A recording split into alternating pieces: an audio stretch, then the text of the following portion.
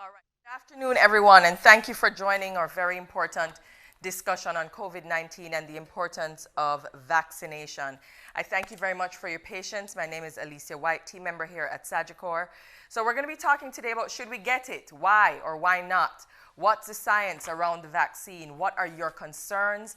What would make you more comfortable to receive your shot? At present, there is no mandate, as this is a personal choice for you to make for you, your family, and your community. This session is informational to aid you in making that choice. A special welcome. I'm so excited because we're so international at this time. A special welcome to Sagicor Group Jamaica Limited. Big up yourselves, all of Team Sagicor. Advantage General Insurance, Panjam Group of Companies, Berger Paints, CWJ Cooperative Credit Union, the National Housing Trust, the members of the Jamaica Institute of Financial Services, GIFs, from St. Vincent and the Grenadines East Caribbean Group of Companies, ECGC, and wherever you are joining us from today on this live stream, because we have opened this up. It's just such an important conversation that we've opened this up to the wider audience on our Instagram Live and on our YouTube channel. So welcome to you all, and thank you for joining Team Sagicor for this discussion on COVID-19 and vaccines. Now, the private sector vaccine initiative and Sagicor Group Jamaica have partnered to make vaccinations accessible to Sagicor team members and their invited guests on Friday, August 27 and Monday, August 30. I know in my department, I work in marketing, people have my team members who are already vaccinated are trying to get a couple more people to join them and bring them on to get them vaccinated. I am a member of the Fully Vaccinated Club, and I'm very proud to say that. Team members, remember to register on these Vax Days.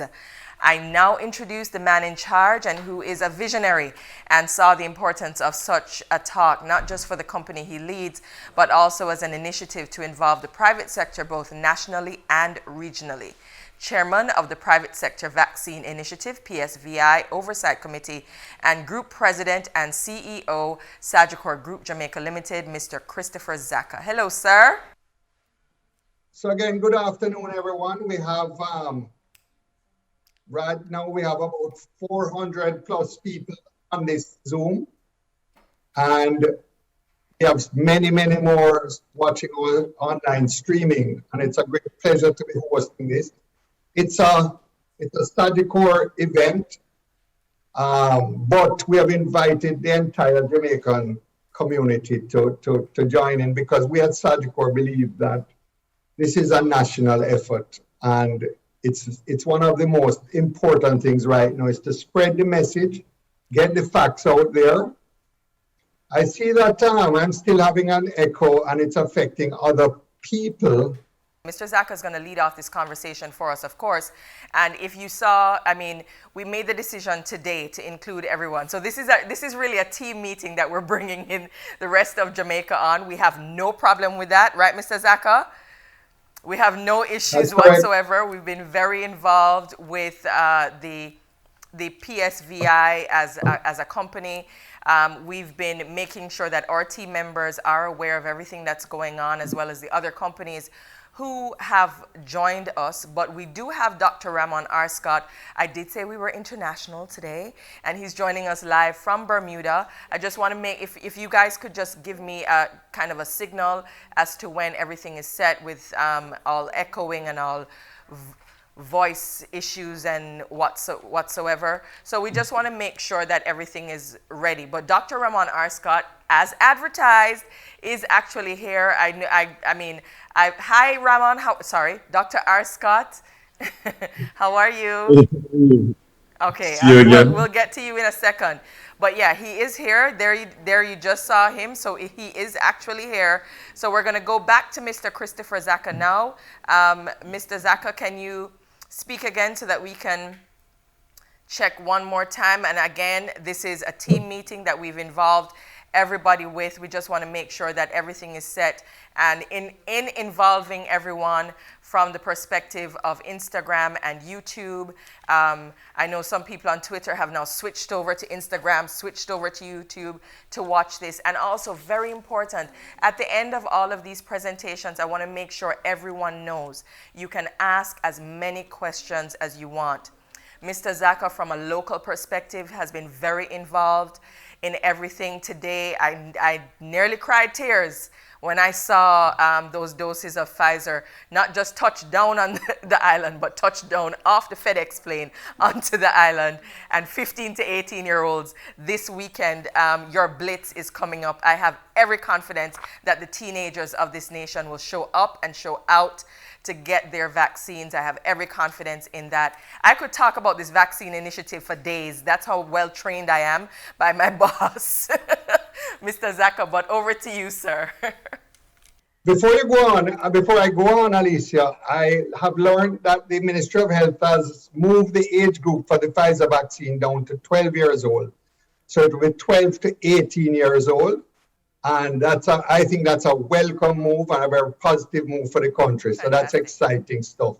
So, I am chairman of the private sector vaccine initiative. We have had a presentation from Dr. Arscott also, and we felt it was very important that we open up his thoughts, his presentation to the wider community. As I said, it's a Sagicor event here, but we are trying to share it with the entire Jamaica. In terms of COVID, you all know that the Delta variant is now here. It is extremely transmissible. The case counts and the mortality, the people passing away, unfortunately, and we have to extend our deepest condolences to the families of all those who have passed under COVID. And we're trying to minimize that in our way in the private sector. But there is, light at the end of the tunnel in terms of vaccine availability. You saw where 200,000 Pfizer donated by the US came today. We got quite a few AstraZeneca, again, donated by the UK a couple of weeks ago, and we're in the process in the country of distributing that, getting those jabs into arms.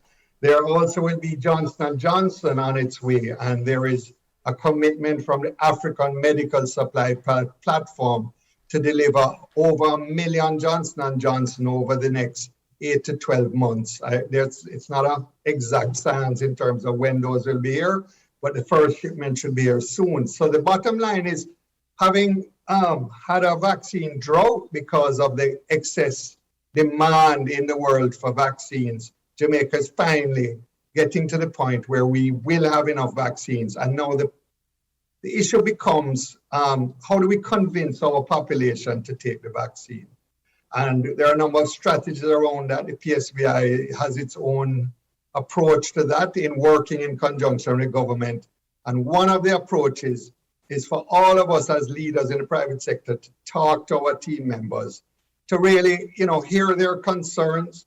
The choice is theirs. It's not something we can mandate, but we really would like to put the facts on the table. And I'm expecting that after this session today that Dr. Arscott would be able to address with facts any concerns, questions you have. And it's not all going to be candy coated. I'm sure he will tell us where there are potential risks, etc. But at the end of the day, I think we will be much more in a position to say, look, I choose to return to normalcy in my life, and I choose to take the vaccine. So without any further ado, let me introduce Dr. Ramon Arscott. He is a very noted Jamaican doctor. He has been in medicine for 18 years. He did his training at the Harvard Plastic Surgery Residency Program and Massachusetts General Hospital, Brigham and Women's Hospital, Beth Israel Deaconess Medical Center, and the Boston Children's Hospital. He also completed general surgery training at Harvard and was certified by the American Board of Surgery. Now, Dr. Arscott is also a Rhodes Scholar, and at the University of Oxford, he completed a master's in integrated immunology and a PhD in clinical medicine, researching immunology-based strategies for treatment of melanoma. So he is an expert in immunization and immunology, and he has been published widely in a number of journals and is a distinguished son of the soil. So Dr. Arscott, welcome, sir, and over to you. Well, thanks so much again for having me. It's good to see a few familiar faces and touch base with fellow Jamaicans and fellow members of the Caribbean, CARICOM, if I could say, and the diaspora at large. So I'm coming to you today as Mr. Zaka said, in the capacity of having done a PhD in immunology, studying vaccine strategies and how do we get the immune system to respond to not just viruses and H1N1, but to cancer in the same place where the AstraZeneca was developed at the University of Oxford. And so yes, I'm a plastic surgeon. Yes, I did general surgery, but today I'm speaking to you in the capacity of the doctorate in immunology and using that hat. I'm going to go ahead and share my screen. Let's see here. And I hope everyone can see this. I must say I have no disclosures in terms of this particular topic, i.e. I have no royalties, no link to any of the vaccines, neither Pfizer, Moderna, you name it, I have no link. I'm not a member of the government in any of the countries I've done this in.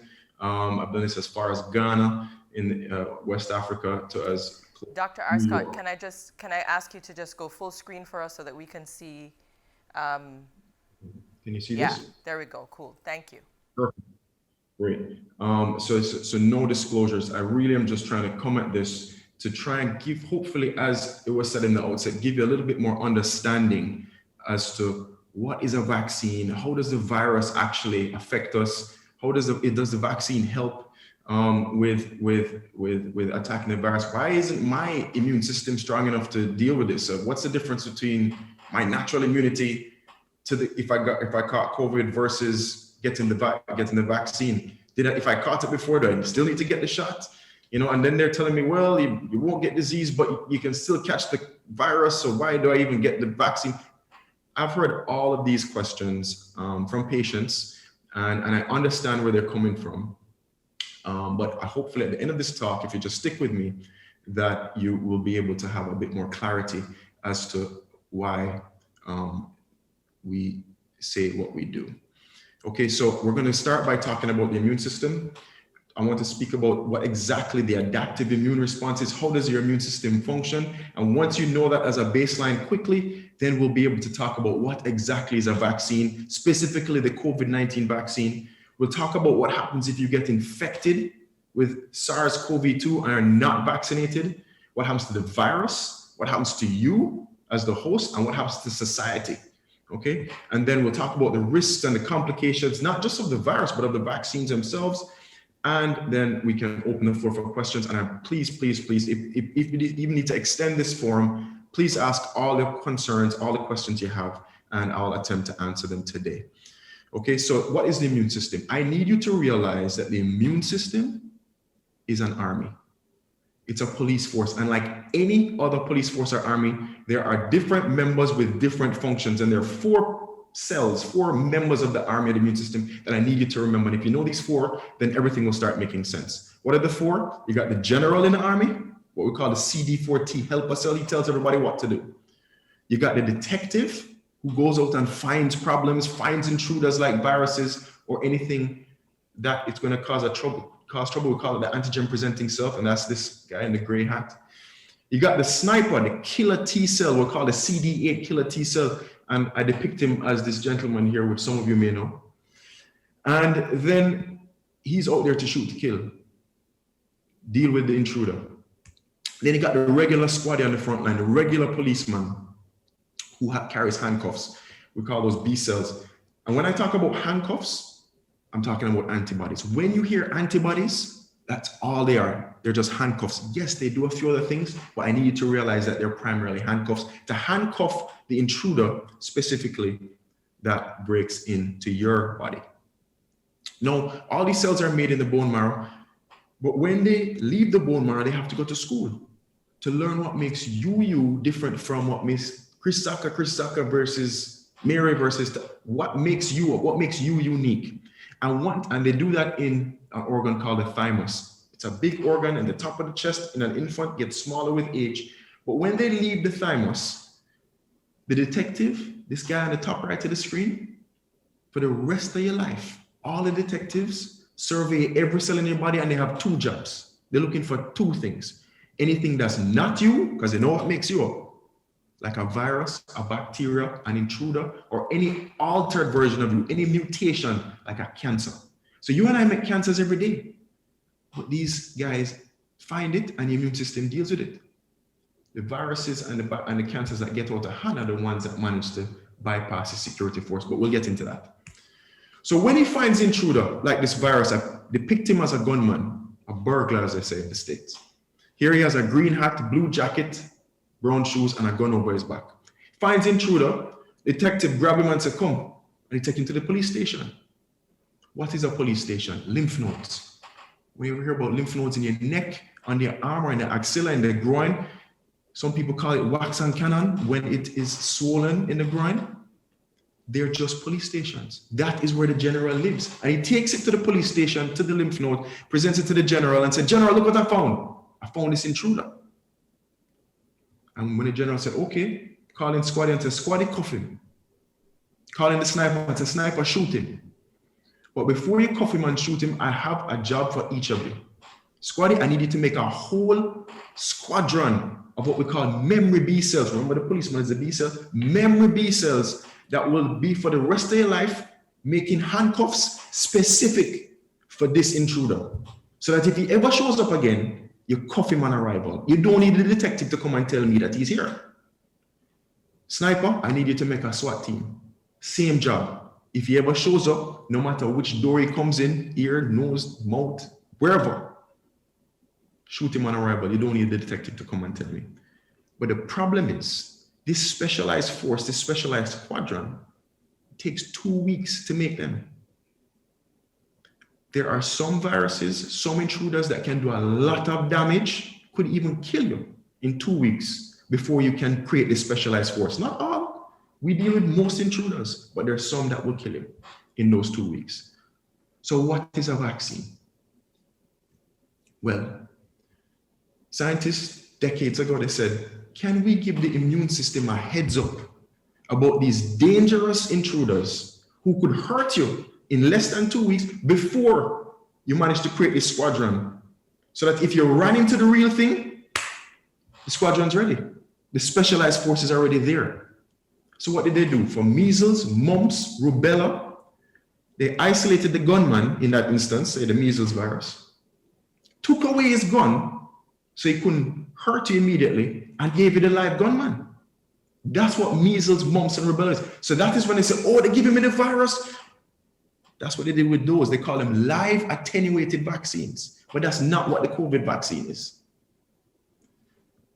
The flu shot, what they did, they took the gunman, killed him, and gave it a dead gunman.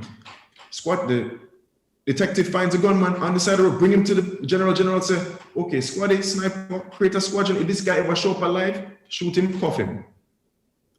That's what you call a killed vaccine. That's not what the COVID-19 vaccine is.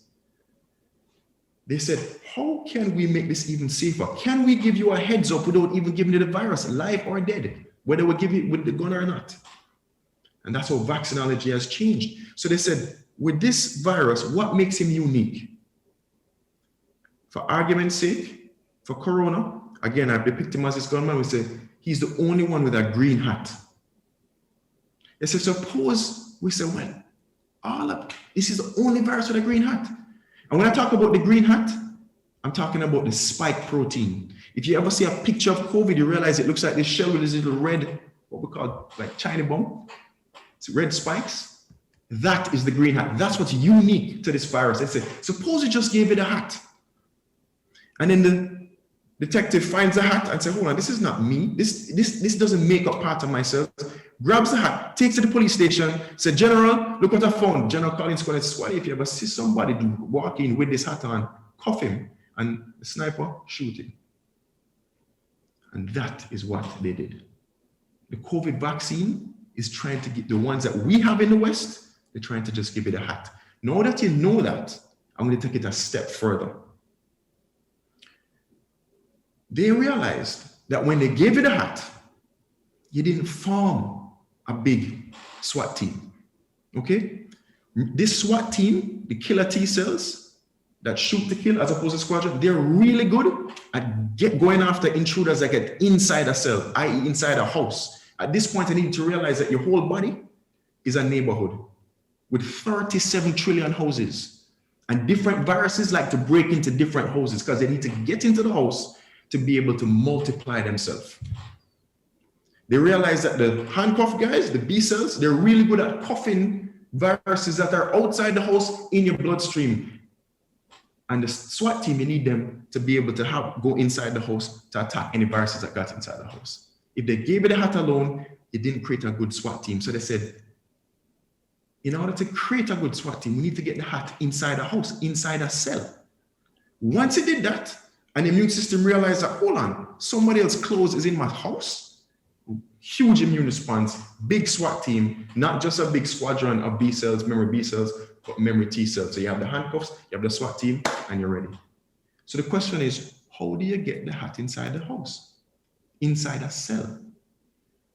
So to know that, you have to be able to know what's inside each of your cells. Now, inside every cell in the body, lung cell, liver cell, kidney cell, brain cell, you have little workmen. We call them ribosomes. It's a little groundsman. I depict him as a dwarf in this picture. And their role is to fix up the house, repair the bed, change the window, fix the toilet, i.e. maintain your cell during its lifespan. And how does he know how to fix your cell? Because he has a book on what makes up your cell. And what is that book? What's that manual called?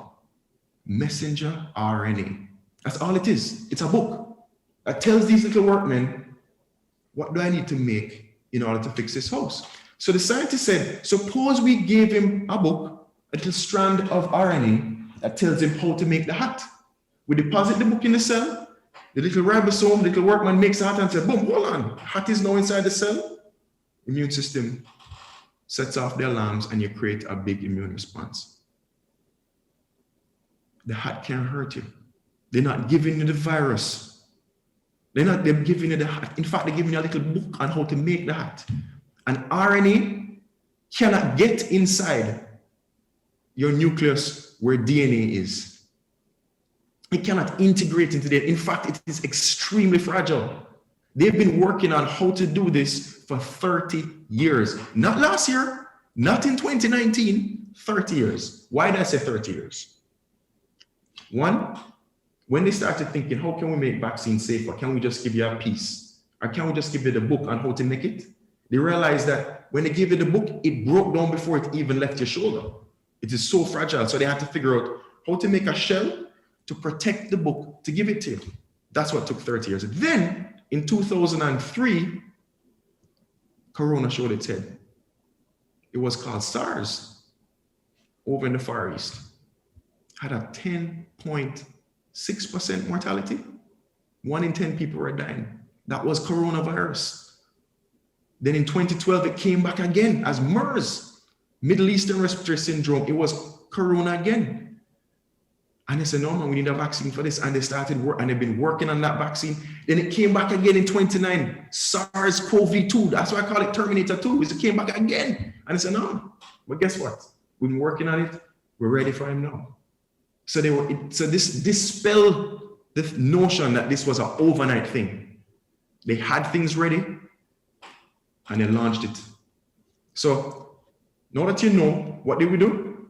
Had a shell, deposit the book on how to make the hat. Hat is now inside the cell, boom. Immune system sets up your army ready. So if COVID ever shows up, or SARS-CoV-2 ever shows up, you're ready. Now, what's the difference between the vaccines? So Pfizer and Moderna on the left versus Oxford and Johnson & Johnson, what did they do differently? Well, the first two, they created the shell in a lab. What is that protects the book, that delivers the book into your house, into your cell? And what is the shell? It's called a lipid nanoparticle. Don't be afraid of the word. Lipid is the medical term for fat. It's literally just fat, a little globular fat that protects the book so that it can get in and stay intact long enough so that your workman can eventually get it and make the hat and then set off the immune system. Nano just means small, particle, self-explanatory. So it's not a chip, it's not a nano chip, it just means a small particle of fat. Oxford, AstraZeneca, and Johnson & Johnson, they used old technology. What did they do? They took the shell of a harmless virus, took out its inside, and used the shell of the virus and put the book inside that. Why? Because we learned how to deposit RNA into cells from viruses, because that's what viruses do. That's what SARS does, that's what all viruses do. They bind acid here, the shell, with the book depositing, it binds to your cells, deposits its book in your cell, hijacks your workman. Your workman then make more virus, it ravages your whole cell, use all the raw material, destroys it, moves to the next cell. And that's how viruses function. So we use their mechanism against them. So they used the adenovirus for Oxford and AstraZeneca, took its shell, put in the book, they made the hat again. It's just the hat. It's not the virus, it can't hurt you. The first 3 take 2 shots to create a good army. The last one, they realized they could do it in 1 shot. They were all done studies at different time points. Pfizer and Moderna were early, August to October of 2019, so that by 2020, they released it. Oxford was around October to January, they were doing their studies. Johnson & Johnson was early 2020, so they're able to tweak and see, okay, what works better? Don't look at efficacy. Don't say, well, this one works better than another. All of them prevent disease and death. I didn't say infection, you know. I said disease and death, 100%. So what do I mean by infection versus disease? Okay. Infection is if the gunman broke into your house. But if he broke into your house and you cuff him and you shoot him and he can't multiply, mash up the house and move to the next house, you won't get sick. When he's mashing up the house, multiplying and going to the next house, that is disease. That's when you're sick. But infection means you might catch it, but you have the policeman to cuff him and the SWAT team to shoot him. So that's why I said infection is not disease. Okay. So if you get infected and you're not vaccinated, what happens? What happens to the virus? What happens to you? What happens to society? So the virus, remember what it wants to do. It wants to break into a house, i.e. bind to the cell, drop its book in there, hijack your workmen so that they can use the book to multiply, make more viruses. They use all the raw material and just ransack the house, move to the next house, kill the cell. But what else happens when it multiplies? Viruses do the next thing that they like to do. They like to change. They like to mutate. You hear about mutations and variants. What does that mean? It means the virus changes a little bit. I depict him again as a gunman. These changes are random. There are millions of changes at this point because every time it infects somebody, especially if they're not vaccinated, it's going to change. Sometimes it might just change its coat. Had a blue coat before, now it's a yellow coat, a red coat. That's not a problem. Sometimes it picks up a bigger gun. Know what they have? A more deadly virus. Sometimes we worry, and it has begun to happen. Suppose he changes his hat. That is a major problem. That is what gets people upset. Why? Because what our armies are looking for is the green hat. Suppose that hat turned to purple. That means even the vaccinated are not protected because they're looking for a gunman showing up with a green hat, i.e. the spike protein in the form that was its original form. So if it changes the hat too much, current vaccines won't work. And we're back to square one. We're back to early 2020. If you get infected, as I said before, but you are vaccinated, what happened? You have the squadron and the SWAT team at the door. Virus comes in, cuff him and shoot him, so he can't multiply. And if he can't multiply, then he can't change. So if you are not vaccinated, and say, you know what? I'll take my chances. And if it don't kill everybody, it only kill maybe 3% of people. I'll take my chances. I live healthy. No, that's great. You might survive the initial infection, but you have at least made yourself the vessel in which you could have created the Jamaican monster, the St. Vincent monster, the new monster, the new variant that either might be more deadly or transmits easier. Okay. And then we'll get into long-term consequences as well as we go on. So you say, okay, what happened? What about my immune system? If I get over it, won't I have the antibodies? Won't I have the SWAT team? Why can't count me in the herd immunity as opposed to those who are vaccinated? What do we know? We know that when you get infected, Mary might form antibodies to the jacket. John might form antibodies to the gun. Joe might form antibodies to the hat. And each of them might form antibodies to different amounts depending on the age and the stage and how much comorbidities. We know that when we just give you the hat, one, you're not getting sick, so the immune system can focus on creating antibodies, and they're going to create antibodies to the hat at a certain amount. That the studies show make you protected. Because if you form antibodies to the jacket and it shows up next week with a red jacket, you get infected again. So they can't count them in the herd immunity because you're not protected against all the variants out there that have the green hat. Why was the green hat why was the spike protein the target of choice? Because it uses the spike protein to get inside your house. It can't change it very easily. It needs it. You don't need the jacket, you don't need the shoes. It needs the hat. So that's why of the millions of variants out there, almost every single one of them still have a green hat. It might be changing to army green, neon green. Thankfully, it's still green, but it's changing and it's a race against time. Okay. So if it keeps changing and you don't get the vaccine and you don't have the antibodies and the SWAT team looking for a green hat, how can you truly get herd immunity? Unless we use vaccination where everybody's protected against a green hat, because all the different mutants, all the different enemies walking have a green hat, even though they might have a different jacket. So vaccinate, that's why vaccines are there. Now, what are the notable mutations? What are the notable variants? What are the ones you're hearing about? First, you heard about the Alpha variant, which is from the UK. You heard about the Beta variant from South Africa. You heard about the Brazilian variant, called them the Alpha, the Beta, and the Gamma variant. What do they all have in common? The hat was changing.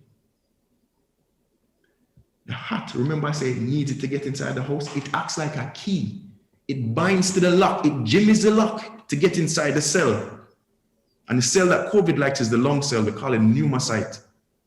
So it destroys the lung cell, the cell that does oxygen and CO2 exchange, helps you to absorb oxygen, which is why oxygen levels start to fall when it kills enough houses, kills enough cells. It changed the hat, and those that have become more transmissible, those that can spread easier, are the ones that the key just became a little bit better. It's not just a skeleton key, it fits into the lock. The lock is called the angiotensin converted enzyme receptor. But that is a bit too much. Just know that it uses it to get in the house. What is on the lips of everybody now? The most recent concerning variant, Delta, from India. Where do you think the mutation was? In the hat, in the spike protein. That is why people's hair is on fire. Because it hasn't changed enough that the vaccines aren't working enough anymore. What are the main differences? Why are we seeing the spike now with Delta? Let's talk about that briefly. Why is it the worst enemy yet? Because Corona is not just one, as I say, it's millions of enemies. Why is it the worst one yet? It binds to the lock. The key, the hat, is a little bit more efficient. It binds to the ACE2 receptor. So a lot easier, so it gets into the house easier. It breaks into each house easier. Therefore, what happens? It got into many more houses easier. Therefore, it multiplied a lot easier. So when they swab somebody who managed to get infected, the amount of virus on the swab is 1,000 times higher than the Alpha variant. 1,000 times. Therefore, you have more to give away, which is why it's spreading much faster. So what they use as a measure of spread, they call it the reproductive ratio. To put it simply, for the Alpha variant, when we had the first spike in last year and then again in March, reproductive ratio was 2 to 3, meaning each person could give it to 2 or 3 other people. And that's how fast it was spreading. I catch it, I give it to 2 people, them 2 give it to another 2, etc. The reproductive ratio is 5 to 9 in Delta, meaning each person can give it to 9 people. So by the time they give it to another, it's 81 people by the time it just jumped to 2. So that's why the incidence, the number of people having it is going up like a rocket. Now, if it's going up that high, naturally, there's more hospitalization. 2 to 2.5 times more hospitalization. Why? It's breaking into more houses, mashing up more lung cells. Therefore, your oxygen requirement and your ability to get sick is 2 to 2.5 times higher. And who did they notice it in? It's now being shown that those who were managed to fight it without the vaccine, not anymore. It's gotten a little bit too good at breaking in. So those who are less than 50 and not vaccinated are the huge part of the population that's causing the spike. Because naturally, a part of the rest of the majority of those who have been vaccinated have been prioritizing people over 50. The concerning part is that the people over 50 who are vaccinated but have a lot of comorbidities, diabetic, hypertensive, obese, meaning they have other illnesses, are almost just as susceptible. That is where my heart sank. Here's a quick slide. It's a bit busy, but I just use this as the backup data. This was a leaked report from the CDC. What is it showing? It is more transmissible than Ebola, MERS, the common flu, and smallpox. It is as easy to spread now as chickenpox. And the data coming out of Scotland, Singapore, and Canada, it is supporting the fact that death rates are going up because of it. So if you get infected or not vaccinated, what happens to you? Remember I said each virus, each intruder has a house it likes to break in. I said the virus, this one, corona, likes to break into the lung cell. What about HIV? HIV likes to break into the general. The CD4 helper cell, kill the general. If you kill enough generals, you've decapitated the immune system. And that is the whole army, you take out the leader. That is how them get acquired immunodeficiency syndrome, AIDS. That is why they measure your CD4 count when you have HIV to see if you get AIDS yet, because it's how many generals has it killed. But corona likes to break into the lung cell. What happens to you? Well, you could fight it, you'll be asymptomatic, you might have flu-like symptoms, cough, respiratory issues, or you might go down the path of oxygen dropping. That's why they measure the oxygen. It kill enough lung cells, pneumocytes, that you can't even oxygenate your body and you could die. But it's not just the lung. Especially the Delta variant, they've now started realizing it affects more than the lung cells. It is specifically adept at affecting your cardiomyocytes, so your heart. All the variants are starting to affect the brain, the heart, the lung, the kidneys. So it's affecting many organs. And you start talking about the long-term effects. Back a few months ago, it came out in Nature about the long haulers. I think it was March 22nd, where they talk about 6 months, a year later. Yeah, you may have been asymptomatic, but you start to have symptoms, and even people are dying 6 months, a year later, who were fine early on. I liken this to the Chick V phenomenon. Many people in Jamaica remember Chick V. I might know somebody who had Chick V, got over Chick V, didn't die of Chick V, and all years later, them still pain up. Still have joint pain. That's what I call long-term symptoms. You are rolling the dice, not at only creating a new monster that could affect everybody, but at your not short-term, but your long-term consequences as well. So I spoke about all of those. What happens to society? Now, when I started talking about this to different groups from all over, Jamaica was in the New York Times. This was back in February, and it had the second worst outbreak in the world at the time. When I looked at the numbers at that time, there was a peak. A 7-day average of about 635. The total numbers at that time, 500 people had died. This is in March, mid-March, 32,000 cases. We've gone 4 months later. At that time, with just 32,000 cases in the country, hospitals were overwhelmed. Look at the date, February 23rd. They were turning away patients. I was operating in Kingston in mid-March, and the anesthetist was on the phone with KPH, Kingston Public Hospital, in a panic because they had 12 hours left of oxygen.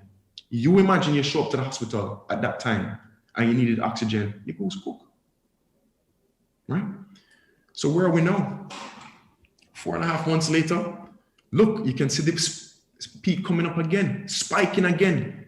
We have almost tripled the amount of people dead in that time. And that is less than double the incidence of recorded. We've gone from 32,000 to 59,000, and we're at 1,339 deaths. In fact, this is an article from this morning where the CMO spoke about the last week, okay? He spoke about in the last 7 days between the 11th and 17th, inclusive of those days, 85 people have died in Jamaica. 15 were between 60 and 69, 19 were between 51 and 59, 20 were between 40 and 49, and 5 were in their 30s. So this is not remote to Singapore, Scotland, and the rest of the world. This is happening right here at home. That's the data. This is data from last night. 19 people died yesterday in Jamaica, 19. I remember when my heart used to sink, when the murder rate was 3.5, 4 people a day. This is a gunman going across the country, killing on average, see their 7-day average, 12 people a day. And it is showing no mercy based on age. If we talk about kids, there's something called multi-inflammatory syndrome in children. At least 37 have died across the United States from corona, from this particular thing. Kids are not only where my heart's, because I'm a father. I worry that, yes, they may get sick. Yes, they may have long-term consequences. But if we don't protect them and mask them and protect these children, they're also the vessels in which you could create the new monster. So if you get infected and not vaccinated, what happens to society? With further spread of the virus, if you can't look after the infected because we're overwhelmed, the CMO said there have been 100 admissions across Jamaica per day for the last 3 days. We're already stretched when the numbers were half of what it is now. Best believe you're going to get more death as we've overwhelmed the system and can't look after those who are now showing up. And not only can't look after the COVID patients, you can't look after the ones who do have COVID, the diabetic, the person who needs surgery. All the resources are going towards looking after COVID, so there's a knock-on effect. So what do we know about the side effects of the vaccine? Anybody who's gotten the shot, you might say you might have a little soreness, sometimes none. I can tell you that, especially after the second dose, or maybe if you had COVID in the past and now you got the shot again, you might go home and you might, for 12 to 15 hours, have chills and little aches and pains. That's not because you got the virus, because you did not get the virus. You got the hat. Those little chills and aches and pains, that's your immune system scouring the body, because when I got the shot, I got my second shot 3 weeks later, I have the army. Army's there. The hat, they give me the hat again and say, hold on, he's here. They start going from head to toe looking for him, and after 12, 15 hours, they don't find him. Symptoms gone. Why does your temperature go up a little bit? Because this SWAT team works better when your temperature is a little higher. It's because of a cytokine, little signal that goes to the brain, raise the temperature. It's called IL-1 and IL-6. That's why I have a fever. Not because you got the virus, it's because you got the hat. Okay. Back in March again, when I was presenting this, when you're talking about no side effects or little to no side effects of the vaccine, at that time, 200 million people have been vaccinated. 112 million people had the virus at that time in the world. And of that, 2.6 million had died of the virus, but you couldn't find not even a handful of anybody. You couldn't even count anybody who died from the vaccine. That has more than doubled now in terms of the amount of people who have gotten shots, the vaccine, and the death rate from the virus. Some people say, I don't want to be a guinea pig. Billions at this point. Hundreds of millions have gotten the vaccine. How many have to get it before you realize that you're not the guinea pig anymore? So what about this clotting thing? I'm going to wrap up shortly. Well, let's talk about the clots, because that was a topical issue 2-3 months ago. When they say, well, AstraZeneca causes clots, and they were hesitant to say whether it was AstraZeneca or not, or even Johnson's or not. And it took about another week before them say, well, there might be an association. But it's 1 in 250,000 might get a clot from the vaccine. Why were they so hesitant? Because the virus causes clots. If you caught COVID, you had a 1 in 12 chance of getting a clot in the leg. 1 in 9 chance of getting a clot in the leg. 1 in 12 of getting a clot in the lung. And if you ended up in the ICU, you had a 23%, 1 in 4 chance of getting a clot. Not 1 in 250,000. That means if everybody in the country of Jamaica got the vaccine, maybe 8 to 12 might get a clot. Not 1 in 12, not 1 in 10. And we know how to treat it. So let me put that in further context. If you take the oral contraceptive pill, you have a 1 in 1,000 chance of getting a clot. If you take a flight longer than 3 hours, 3 to 4 in 1,000 of getting a clot. If you smoke, even higher. So let me wrap up at this point by saying,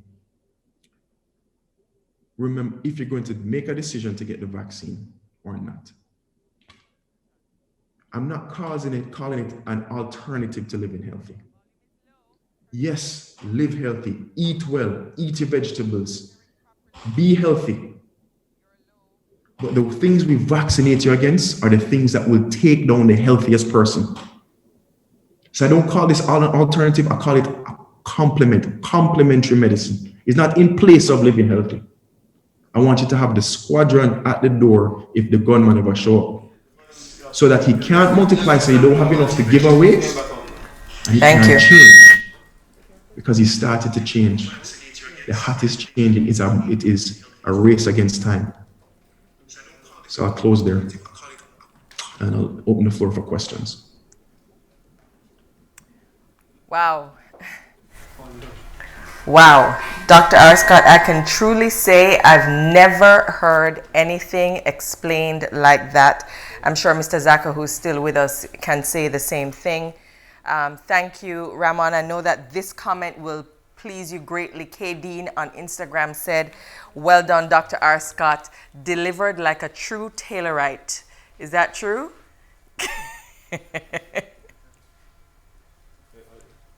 Wait, hold on. Wait, no, you're muted. So say that again. At the people, all right, there are only 2 halls on campus. Oh, God. Assembly Hall and Taylor Hall. Oh, I'll leave it there. Wow, you went there. Whoa. So, that means, big up all the new people. All right, so thank you very much, Dr. Arscott. You have answered many questions already. Is it that you're not hearing me, sir? Tell me if you're hearing me. Thumbs up if you can hear me. I can hear you now. All right, fantastic. Okay, so there is you captured so much in that presentation a while ago, and as I said, we did say before that we have opened this event or team event. This was only for the Sagicor team, then we opened it up to many other companies because, as Dr. Arscott made us aware, there were companies who were seeking your information as well. You didn't just go to UE, you went to Harvard, you went to Oxford. We claim you for UE, but you know. And now there are many persons who really want to hear from you and your explanation, which I can tell you honestly was really something to behold. And there are some questions that we have from our team members, which I'm going to ask first. We asked our team members to send in their questions ahead of time. So team members who are joining via Zoom, I do have some of your questions here. And I'm going to try to get through as many as I can. I know you said that you'll stay on for as long as possible, but it's many, many questions. Can we trust a vaccine that was developed so quickly? Okay, great.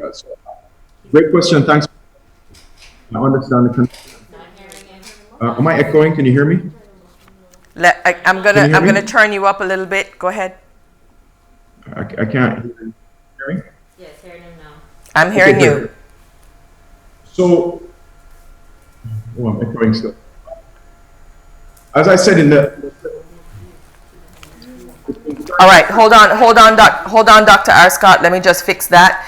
So I'm going to ask you two questions. You can, if you can hear me very well, you can probably write it down so that you can answer them two at a time. Perhaps maybe that will make for greater efficiency.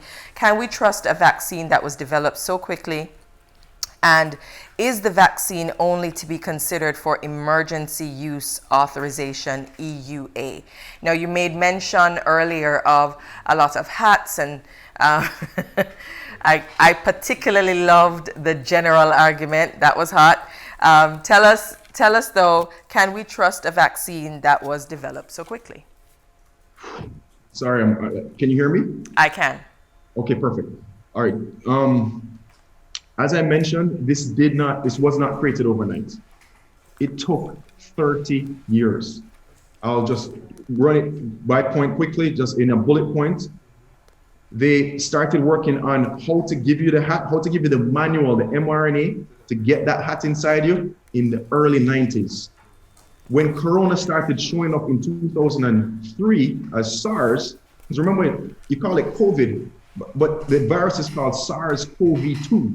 Meaning because it's the second, it's been here before.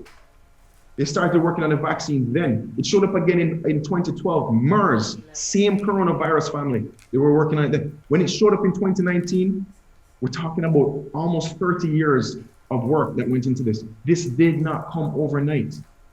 They literally, when it came up, they sequenced it. They said, okay, oh, he has a green hat, blue jacket, brown shoes. And they called him and said, look, make the mRNA, make the book for the hat. That was done literally within a weekend because they had the technology to do it for 30 years. That was worked on for 30 years. So that's one. Let's talk about this emergency use versus FDA approval. Let me say up front, it is being FDA approved. It is a matter of logistics and paperwork. What is required to get FDA approval? 6 months of follow-up data from release of the vaccine, okay? When they've worked on it, 6 months of data. When did Pfizer and Moderna start their trial and get it out? Remember I said August to about October. August to about October of 2019, they're working on this. And the 96% efficacy, the rate of preventing death, preventing hospitalization, saving people was so compelling. And the death rate was going up so high, they turned to the FDA and said, look, we have this thing. I know it's only been 3 months, but hey, look at the data. We'll get you the other 3 months as soon as the 6 months done, but your people are dying. Look at it. It is safe. It is not the virus. It's just the hat. And they said, okay, get the rest of the data for the 3 months and we'll give this emergency use authorization because people are dying. So they released it late 2019 after seeing the data from August to October. So by January 11th, I got my first job. What do you think happened by May? In May 2020, Pfizer and Moderna submitted the 6 months of data to the FDA and said, see that? Everything, nothing's changed. It is as safe as it was when I showed it the first time. Historically, it takes about 6 months from the final submission for the FDA to say, all right, fly the gate, everybody, this is approved. Fauci said last week that it's about, so 6 months, by the way, from May would put you towards the end of the year, which is why they said it's probably FDA approval by early 2022. This is not regular times. They're tranching through the data and trying to get through the bureaucracy to say FDA approval. It's not whether it's going to happen, it is happening. Okay. It's literally just paperwork. I do have another, I mean, worried about, oh, is it safe? Is it not safe? Why is it emergency use? It's because of those criteria, and the data is there. The data has been submitted. It's safe. Okay, thank you for that. So I have another question, if you can take this one. And this is from one of our team members. I heard the symptoms of the virus can be similar to those of a sinus infection. If I'm experiencing said symptoms and I just treat them with other with over-the-counter medication, and God forbid it really was COVID and not just a sinus infection, if I'm vaccinated, can it just quickly or unexpectedly escalate to land me in the hospital or even kill me? That was a very serious worst case scenario that we typed out, and we thought about, but it's something that even I have thought about before I got vaccinated. If I had COVID and I didn't know, could I have killed myself by using the over-the-counter medication that I normally take if I have a cold or a sinus infection? All right, so great question. There are several parts to that question, okay, if I'm understanding correctly. If you had corona and you thought you had a sinus infection and you're just treating the symptoms of what you think is a sinus infection, the sinus medication won't kill you, okay, if that's the first question. If you're just treating the symptoms, in general, what we're doing, we are supporting a patient through a viral infection. If they didn't have the army, they didn't create that army because they didn't get the vaccine, all we can do is support them through the infection. If they got bad enough, they need oxygen, you give them oxygen. If they have a fever, you give them Panadol or paracetamol, etc., etc. Those, if your question was, if you got the vaccine at the time of this sinus infection or after, is that a question? Yes. Let me read it again, that part. Let me read that part again. If I am vaccinated, if I am experiencing said symptoms and just treat them with over-the-counter medication, and it really was COVID and not a sinus infection, if I am vaccinated, can it quickly or unexpectedly escalate? So I suppose, go ahead. Great question. So there is something called a cytokine storm. It's very rare, very rare. And it was being seen in the early days of COVID, where somebody said, well, I'm in the midst of a COVID infection and they gave me the vaccine. And they said, hold on, the gunman is here. No, his hat is showing up over there, and the immune system goes absolutely berserk and it starts to shoot up the whole place. That's what we call a cytokine storm. And the signals that set off the immune system, because it feels like it's now being attacked from every corner, specifically was certain cytokines, what we call IL-1, IL-6, TNF-alpha. Either way, they figured out why these signals were going off, and they created a medication, an antibody against those signals. And what suppresses that cytokine storm? Steroids. Which is why when you go to the hospital and they're really sick, they're not just giving you remdesivir, they're giving you steroids. Okay? So in the early days, they were like, what is going on? Then you realize what's going on and say, okay, this is how we prevent it, this is how we treat it. Then they said, okay, so is it safe to give when they're sick? Should we wait? So initially they said, wait 2 months after you got COVID before you give it again. Then they realized, then they said, you don't need to wait 2 months. And Vivek Murthy, the Surgeon General, he was at the Brigham with me as well. He said, 2 weeks after symptoms are gone, you can go get the shot. So they moved, so they've said, you've watched, because everybody's so attentive to this particular pandemic, you've watched the evolution of how the frontline workers are dealing with the enemy on the battlefield. When they saw what was going on, so I understand where the question came from, I understand the concern. I'm just saying, this is how it evolved. This is how we've found out how it's happening, how we treat it when it rarely does happen. And if you did end up with any symptoms, wait 2 weeks after all symptoms are gone, then you get the shot. Okay. All right. Another question for you. The production of the vaccine appears very fast. You mentioned, you did speak about this before, that, and now I am educated as well. We started in the 1990s. We didn't start last year.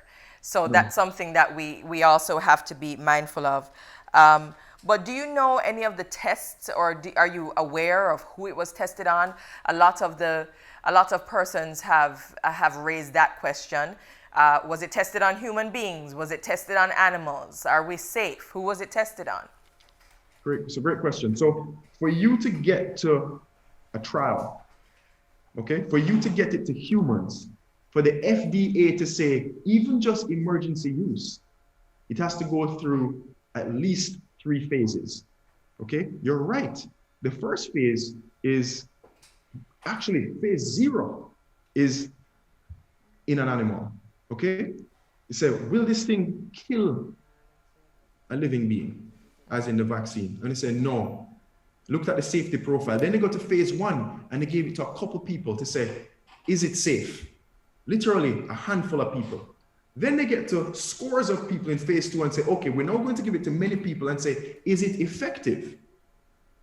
Then they get to tens of thousands of people. It was about 163,000 in either Moderna or Pfizer, and then 46,000 in AstraZeneca.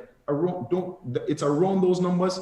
I don't have the data directly in front of me, but we're talking tens of thousands that divided into 2 groups, those who got the vaccine and those who didn't get the vaccine. So human beings. The difference between with the trials, Johnson & Johnson was done in Brazil, South Africa, and the United States. AstraZeneca was done in the UK and Brazil. Pfizer and Moderna was done mostly in the West and the United States. Right? So yes, it was done on people. And what are they looking at phase 3? We're giving it to tens of thousands of people to see when you give it to a lot of people, are there any rare side effects that we didn't see when we just gave it to 100 people, 200 people?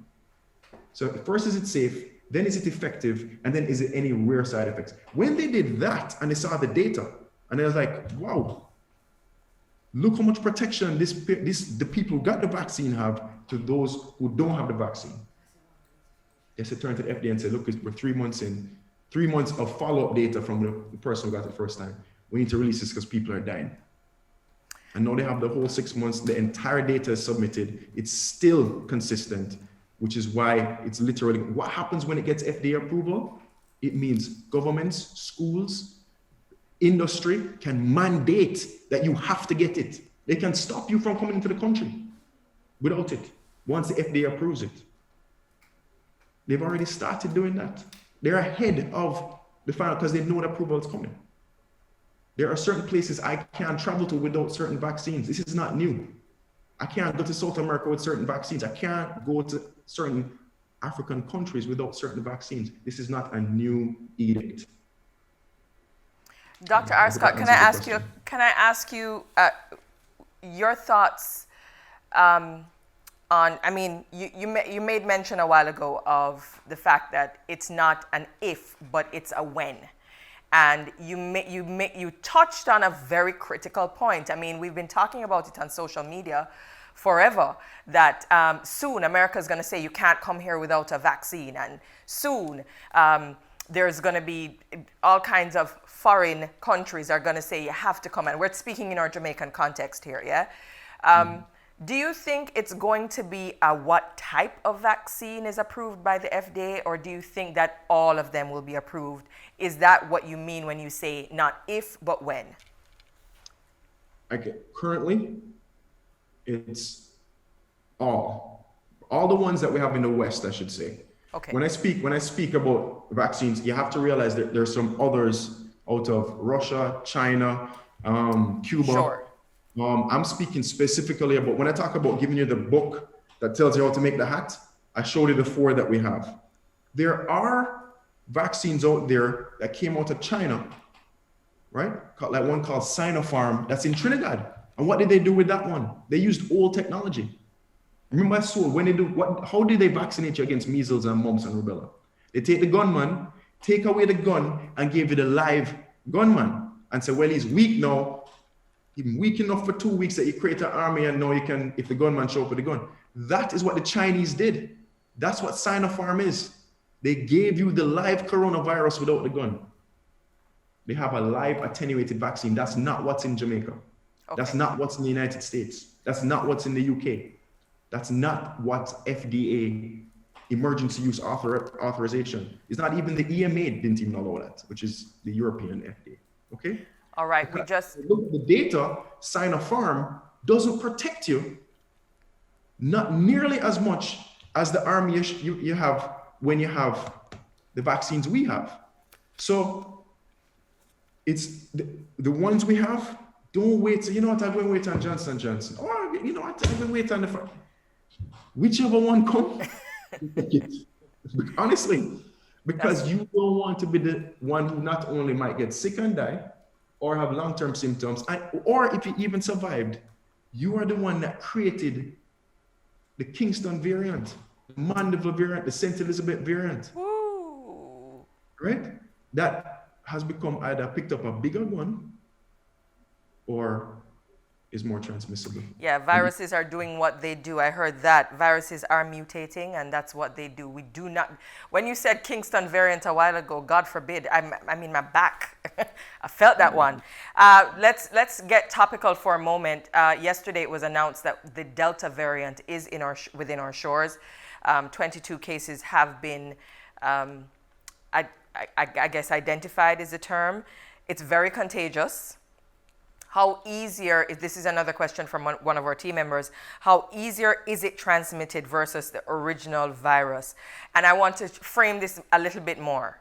So COVID fatigue is real, but the Delta variant it's almost like it's brand new, almost like we're going all the way back to last year, March, when we were on our P's and Q's, for want of a better phrase. How serious is this? How contagious? How deadly? All right. So thanks for that question. It allows me to summarize that slide that I showed you about the Delta variant. Okay. 1, the mutations in the hat, i.e. the spike protein. Remember, it's a key. It made that skeleton key that breaks into the lung cell a lot better at picking the lock. So it gets into more lung cells, which is why it makes more virus, because it hijacks more workmen. It hijacks the workmen within your cell to make more virus. So when they swab somebody who got infected with the Delta variant and they measure how much virus you have in the back of your throat, it was 1,000 times higher than the Alpha variant that we had when we had the initial peak. 1,000 times. If you have more virus multiplying and in the back, you have more to give away, which is why they say it's more transmissible. How do they measure how transmissible it is? Well, there are two measures. They say 64% more transmissible. That don't mean anything to half of the people. They don't understand what that means. So we use what we call the R value, which is what? If I have it, how many people can I give it to on average because of how much virus I have? The Alpha variant, the ones that we had when at the first peak, if each person who caught COVID had the ability to give it to 2 or 3 other people. The Delta variant has the ability, when you have so much, has the ability, what they call an R value of 5 to 9, meaning up to 9 people you could have enough virus to give to as an infected person. You've tripled it, which is why the cases are skyrocketing. So if you have more to give away, it's better picking the lock and getting in the lung cell. Therefore, it gets into more lung cells. It makes people more sick, which is why the hospitalization rates have gone up by 2 times and why the death rate is now on average 12 a day. Yesterday was 19 died in Jamaica. The hospitalization, 100 people were hospitalized every day for the last 3 days in Jamaica. You tell me. I know my colleagues. You talk about your fatigue. The people on the front line, their back is breaking. My heart is breaking when I sit and I hear what's going on and being on the front line. So those are some numbers to give you a sense of how bad this thing is. Okay. And what are your views on the safety? The Pfizer vaccine touched down today in Jamaica, and we're going to be prioritizing students, children who are 12 to 18. What are your views on that? Is it too soon to vaccinate our young ones? So great question. I will tell you, I have the Pfizer vaccine. When I was vaccinated, I got my first shot on January 11th and my second shot on February 2nd. And it was Pfizer. That's all I had. My son is 4. And if we're all on tenterhooks waiting on them to fly the gate for the younger ones. When you say, is it too soon? Remember we spoke about phase 1, phase 2, phase 3 trials. Those trials have not only happened, they went on in parallel. For instance, at AstraZeneca, they did the 12 to 15, the 5 to 11, and the 2 to 5-year-olds. What are they looking for? What's the dose to give them? What's the dose to give them? Is it safe? Not only did they find that it was safe, they found that in the phase 3 trials, that the children created twice as many antibodies. You remember the squaddy that created the handcuffs? Twice as big as an adult. So they were more protected. Okay? When you talk about, so that's why they say fly the gate on 12, and they're just working on the dosage for the 5 to 11-year-olds. It has been universally safe. There's been no deaths from the getting the shot within those trials. And since we're talking about children, let me just make a quick line about pregnancy and whether you're pregnant. Please. And is it safe to get the vaccine if you want to get pregnant or if you're pregnant? Absolutely. Absolutely. What did the studies show? Pregnant women who are not vaccinated, 1.4 times higher chance of being admitted to hospital if they catch COVID. If you catch COVID and you are vaccinated, when they measure the amount of handcuffs in the mother, the baby is born, they found the handcuffs from the vaccine, the antibodies in the baby. So the antibodies, the squadron you created when you got the vaccine as the mother was passed on to the child. So that child who couldn't even get the vaccine is protected. So it was not only safe for the mother, but it protected the child.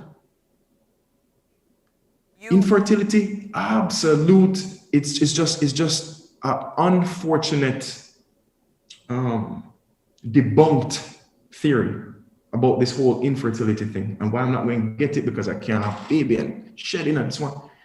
It was a letter written to the EMA a few months ago by 2 scientists in Europe who claimed that the spike protein had a similar makeup to a protein on the placenta called syncytin-1. First of all, not true. They looked at it, there's no syncytin-1 on the spike protein, nothing. Because they're saying if you create antibodies and handcuffs to the spike protein, then you're going to create antibodies and handcuffs to the placenta, and that's why it's going to affect fertility. Not true. They debunked it. They show that there's no molecular similarity. It doesn't even exist. But once it gets out there, the conspiracy theory just takes off. And so I just want to dispel that and leave that there. All right. That was excellent. That was an excellent way to dispel that rumor. I think we should just clip that part because that's a major rumor that's out there, I have to say. And then there's another question, another team member at Sagicor. Those of you who are joining us on Instagram, YouTube, well, not YouTube, we're going to upload the YouTube video later on, but those of you who are joining us on Instagram and Facebook, we are going to get to your questions, we promise. But another question, can you explain or whether or not the vaccine can cause DNA to change? This is a huge rumor in Jamaica. Great. All right. So let's touch base on DNA and RNA and all that again. All right. Remember I told you about what happens inside your cell. Your cells are just houses, 37 trillion houses. Your whole body is a neighborhood. And viruses like to break into a house. They're the intruder, because they have to get into a house in order to hijack the workmen in the house, what we call ribosomes, and say, yo, make more of me. And then multiply inside the house, ransack the house, mash up the house, and move to the next house. Okay? And how do they do it? The virus gives the workman its own RNA, its own DNA, its own book on how to make the virus. And one will say, make more virus. Okay? When you look inside a cell, there are 2 books. One book is RNA. The other book is in a safe in the bedroom. That safe is called a nucleus. That book in the safe is called DNA. Okay? The workman cannot read DNA. It's written in Latin, in Spanish. It has to be transcribed into RNA for them to read it. RNA cannot integrate with DNA. And when you give somebody, if they say, I give you a book of DNA, it can't get inside to integrate with it. The books can't mesh. It's like I say, I give you a piece of paper and it's going to find a way to fit into a book. It doesn't happen. The 30 years of research was one, if we gave you an RNA book, what happens to it? And they showed in humans, in extensive studies, it cannot integrate into your DNA. This is not gene therapy. And 2, it is so fragile that they have to cover it with a little bit of fat in order to give it to you, or a shell, okay? So gene therapy Altering DNA, that is something we do for congenital anomalies, birth defects, certain types of, that is a completely different topic that has nothing to do with vaccinology. I understand when you hear RNA and hear DNA, it sounds scary, but again, it's just a little book, not on how to make the virus, but how to make the hat. The book is fragile and the hat can't hurt you. And the book can't hurt you, and the book can't get into your DNA. Again, the DNA is in the safe in the bedroom. Okay? All right, one more. Presentation, you'll note that AstraZeneca and Johnson & Johnson, in their shell, it's a DNA book they gave you. But that DNA book and how to make the hat, it cannot integrate. It cannot even get into the nucleus to get inside your DNA. It doesn't happen. That's what the 30 years of research was for. This did not happen overnight. It can't hurt you. Did you say earlier, just to be clear, did you say earlier that your 4-year-old son will be vaccinated as soon as they fly the gate? Oh yeah, as soon as they say it's safe to vaccinate 2 to 5-year-olds, my 4-year-old son is going to get it. Wow, sure. Okay. All right, another question for you from our team, but this is something that has been asked as well by many persons on social media. Sickle cell. Is it safe for a person with sickle cell to get this vaccine, any vaccine? Yes. Let me just flip the way of thinking here. If you have an illness, whether it's something you're born with or something you acquired with age, like high blood pressure, diabetes, cancer, okay? Your immune system, that security force, is also your construction team. They're the ones that are trying to help fight illness. So when they are quote unquote distracted, overwhelmed, looking and trying to keep you healthy, and then you attack them and they don't have a special force, that is why the sick, the elderly, the people with comorbidities, whether it's sickle cell, hypertension, they're the ones that got the vaccine first because they need to have the special force at the door, because the younger ones, they're not fighting other illnesses. They're not trying to keep it. Remember I told you, the army is looking for cancer, is looking for anything that's not you, anything that looks sick, anything that looks mutated, and any intruder. So if you have sickle cell, I saw a sickle cell patient yesterday. Yesterday I saw one. Please, you guys should have been first in line. I saw a question in the comments. If you are prone to clotting, should you get the vaccine? Absolutely. Saying that though, Dr. Arscott, if I may just interrupt you, you're saying that though in a certain context, when we have been told or web doctors have been telling us that some of these vaccines are creating clots in persons. So can you address that? I mean, you are saying that if you are prone to clots, get it. But we are being told that some of these vaccines have created clots. I mean, I've heard the answer to this, but could you share it with everyone?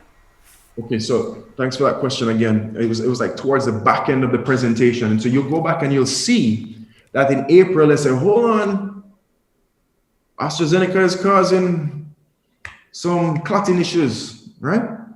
And they said, boy, they've seen some clots forming and these clots might kill you, etc. So much so that Angela Merkel got her first shot as AstraZeneca, then the Chancellor of Germany.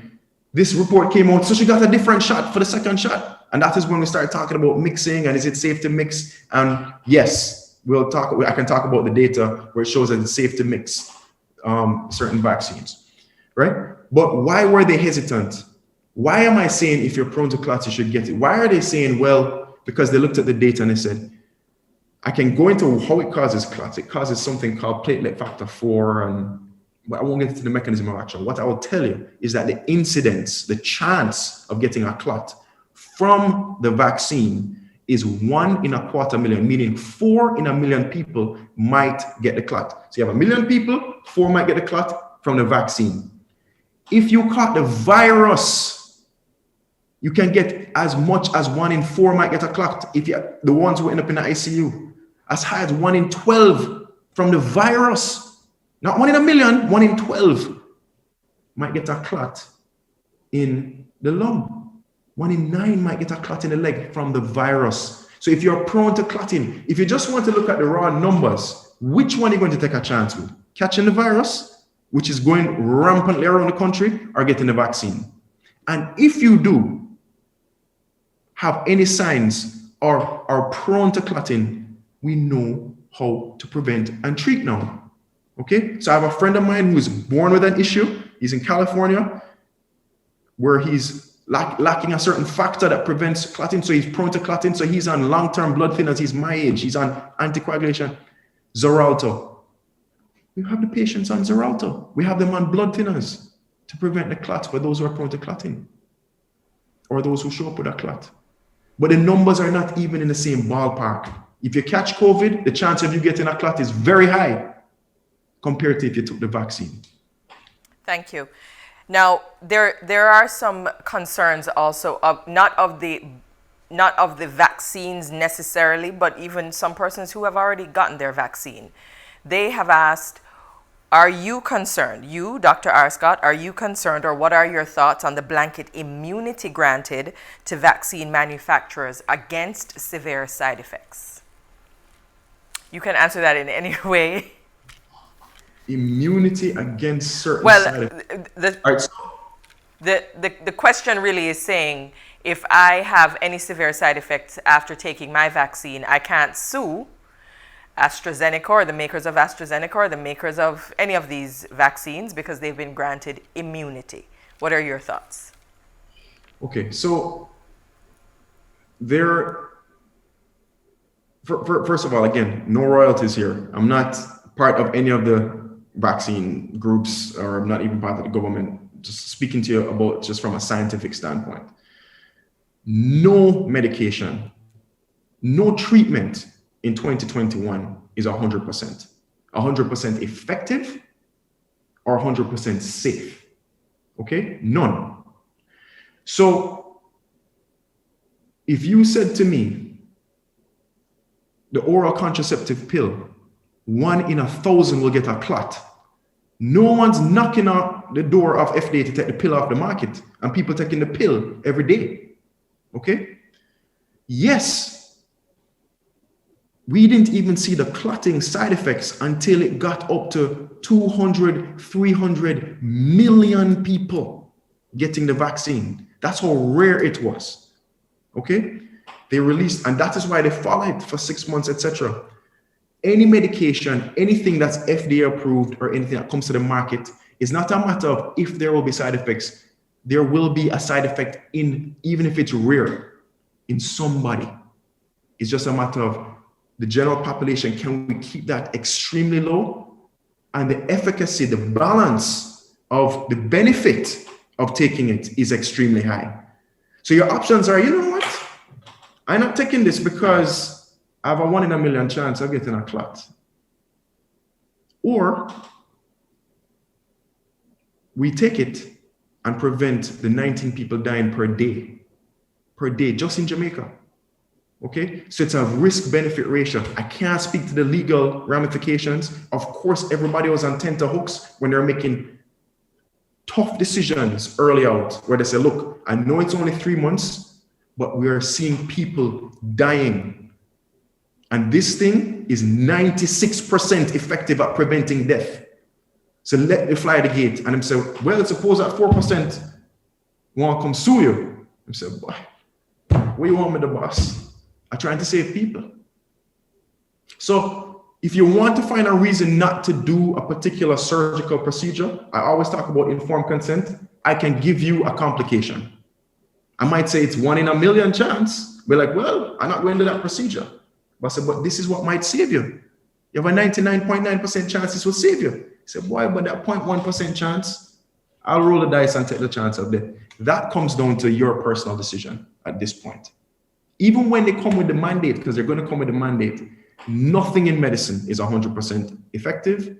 Nothing is 100% safe.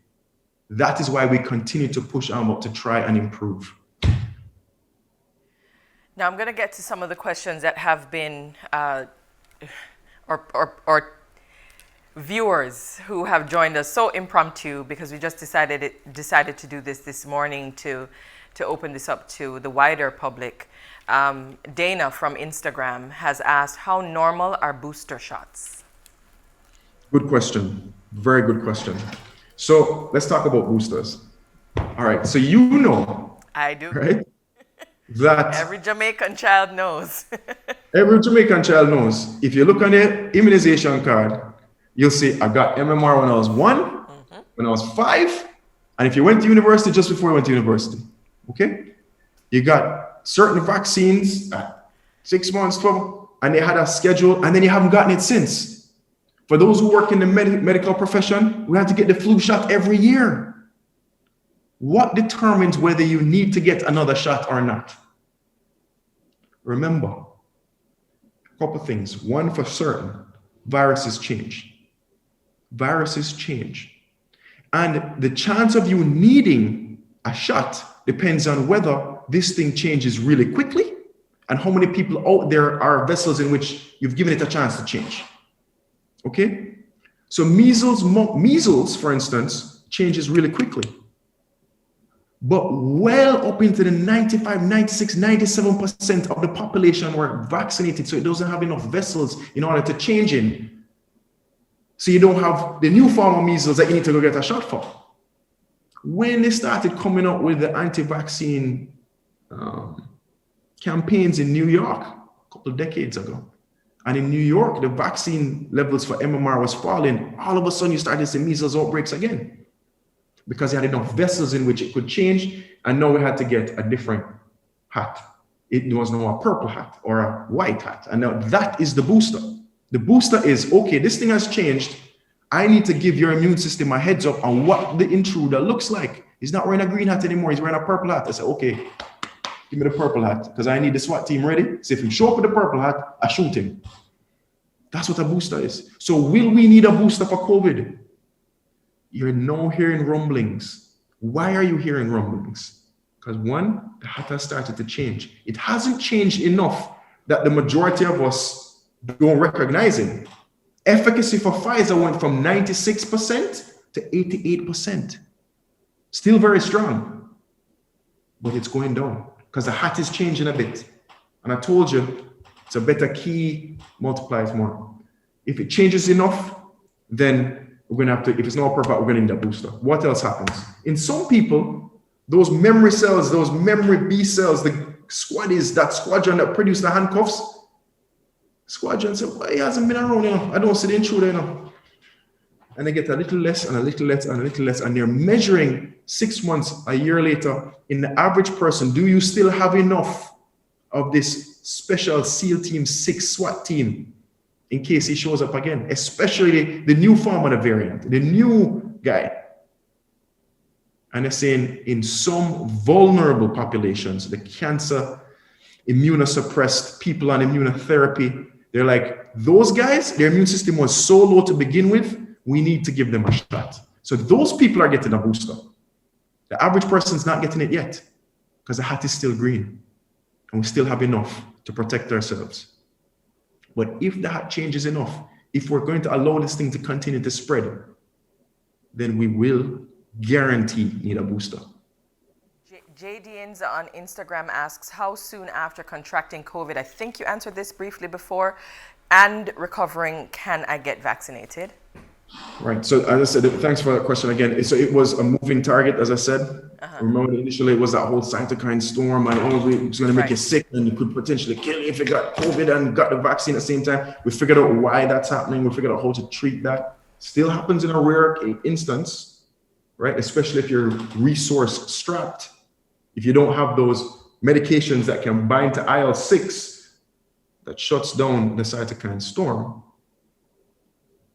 Initially, they said 2 months. Now it's 2 weeks after your symptoms are gone. It's safe to go and get the shot. This was with up until the Delta variant raised its head, but there's no official FDA, CDC recommendation. This is based on the data that's coming out and what Vivek Murthy, who was a Surgeon General in the United States, said about a month and a half ago. I would not want to be in your shoes, any medical professional shoes right now as you study Delta variant, to be very honest with you. One thing that has happened in Jamaica though, and I'm surprised at it, but not so surprised. We received one shot, some people received one shot, and then the take-up, I was told by one of the persons working in one of our vaccination centers, was that the second shot take-up was very low. Now, I want you to tell us how effective is the vaccine after one shot, and those people who are walking around with one shot and saying, I'm vaccinated, why they're incorrect. Right, great question. So that depended on one, the vaccine, and which one you got, and the data that they had at the time when they did the study. Okay. Remember, I said studies were done at different times. So when Pfizer and Moderna did their studies, almost the only enemy out there of note was the Alpha variant, the one that was in the UK. When we hit our shores. Okay. By the time Johnson & Johnson was doing their study, they had the Beta and the Gamma variant. Okay, that was the one, the Brazilian and the South African variants, which were a bit more easily spread. Right? And all of those studies were based on people in the community who are vaccinated or not vaccinated, trying to fight those enemies. Now we have the Delta. Well, against those enemies, I think Pfizer, if you got one shot, it was 67%. And then you get up to 96%. Or again, I don't want to misquote, but one of the vaccines was 67, that went up to 96. One of them actually got as high as 85, and then it went up to mid-90s with their second shot. They show your protection. They show the lack of disease, not infection, but lack of disease and hospitalization based on you being fully immunized, meaning you got 2 shots. All the data that says it's going to prevent you from being hospitalized, it's going to prevent you from dying, is based on being fully vaccinated, which is defined as 2 weeks after your second shot. Why 2 weeks? Because you needed 2 weeks to build up the rest of the army. Remember, it takes 2 weeks to form the SWAT team? That is where the definition came from. There are a significant number of patients who only got 1 shot who still ended up in the hospital because the army wasn't big enough. And now that you have the Delta variant out there, that really can break into the house because the key is better, that has 1,000 times more virus when they swab them, believe me, you need the big army. Which is why it's now affecting the younger folk and even the older folk with multiple comorbidities, all the other illnesses were vaccinated. So, yeah, it really is very heartbreaking. So this is Dr. Ramon Arscott telling you, get your second shot, please, and thanks. There is a question from social media. I don't have the name of the person, and forgive me if I pronounce this incorrectly. My adult child has an autoimmune disease. He's taking ustekinumab. You